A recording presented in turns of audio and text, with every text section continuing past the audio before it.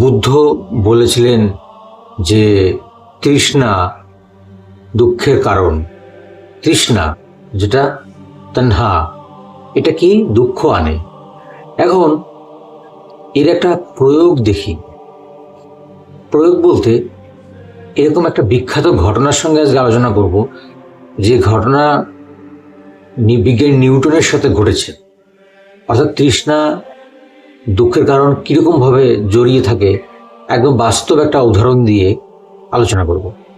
তো এটা হলো সাউথ সি বাবল বিপর্যয়। ব্যাপারটা কিরকম, তখন 1720 সাল ইংল্যান্ডে তখন কি হচ্ছে, একটাই কথা চলছে যে সাউথ সি কোম্পানির একটা চর্চা চলছে। সবাই বলছে এই কোম্পানিতে টাকা রাখলে রাতারাতি ধনী হওয়া যাবে।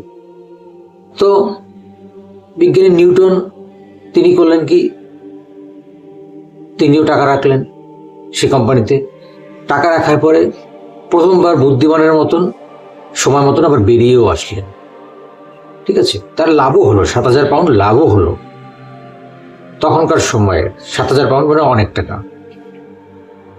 এবার কি হলো, তখন তিনি দেখলেন যে তার অন্যান্য বন্ধুরা, ঠিক আছে, অন্যান্য পরিচিত যারা আছে তারা আরো বেশি লাভ করছে।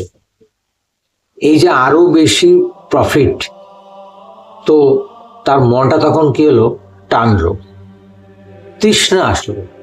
বুদ্ধের সেই তৃষ্ণা, বুদ্ধ যে তৃষ্ণার কথা বলেছিলেন সেই তৃষ্ণা আসলো যে আরো বেশি পেতে হবে। এই যে অন্যের মানে বড়লোক হচ্ছে, অন্যের এত কিছু হচ্ছে, এইটা দেখে যে নিজের ভিতরে একটা লোভ জন্মানো। বিজ্ঞানী নিউটন, যিনি গ্রহের গতি মাপতে পারতেন, যিনি আলোর রহস্য বুঝতে পারতেন, মাধ্যাকর্ষণ সূত্র দিয়েছিলেন, কিন্তু শেয়ার বাজারে কি করলেন, তিনি সব খুইয়ে বসলেন। তো এই যে আরো দরকার, এই লোভে পড়ে, এই তৃষ্ণায় পড়ে টাকা রাখলেন, তখন 20,000 পাউন্ড লস গেল। আজকের দিনে যেটা কোটি কোটি টাকা। তখন নিউটন বলেছিলেন যে আমি গ্রহের গতি মাপতে পারি, কিন্তু মানুষের পাগলামি মাপতে পারি না। এই যে তৃষ্ণা কতটা ভয়ানক। বুদ্ধ কিন্তু কোনো সময় বলেননি যে চেষ্টা করো না, বুদ্ধ বলেছিলেন চেষ্টা করো, কিন্তু সেটা বুদ্ধি দিয়ে, প্রজ্ঞার সাথে। ঠিক আছে, বিদ্যা তার থেকে বড় জিনিস হলো বুদ্ধি। আমি আগে একটা ভিডিও বানিয়েছিলাম, বিদ্যার থেকেও বড় জিনিস হলো বুদ্ধি। আবার বুদ্ধির থেকেও কিন্তু বেশি গুরুত্বপূর্ণ হলো প্রজ্ঞা।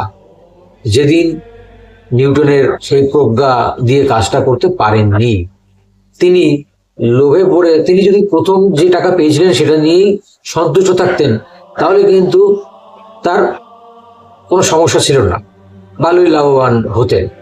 কিন্তু আরো বেশি পাওয়ার লোভে দ্বিতীয়বার আবার যখন টাকা, অতিরিক্ত পরিমাণে টাকা ইনভেস্ট করলেন এবং প্রায় কোটি কোটি টাকা আজকের হিসাবে লস করলেন, তখন কিন্তু তিনি সবই হারালেন।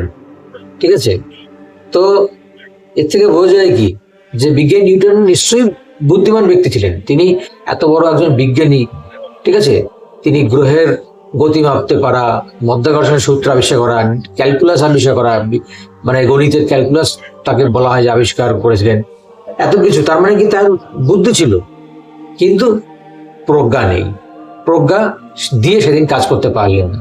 বুদ্ধ এটাকেই বলতেন উপাদান, অর্থাৎ বিষয়বস্তুর সঙ্গে এমনভাবে জড়িয়ে যাওয়া যে বিচার বুদ্ধি কাজ করে না।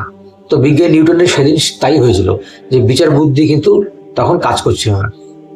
এটা আমাদের জীবনে কি শিক্ষা দেয়? শিক্ষা দেয় এটাই যে আমাদের তৃষ্ণা করা উচিত না।